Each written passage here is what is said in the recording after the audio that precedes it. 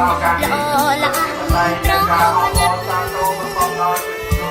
លោកកាយល្អละត្រង់ណាត់លោកកាយល្អละត្រង់គ្រប់វត្តអារាមលោកកាយតាមព្រះពុទ្ធចក្រព្រះសង្ឃសមណៈលោកកាយអប់រំព្រៀនប្រាប់ឲ្យស្គាល់បាបនគុណទុំព្រោះចិត្ត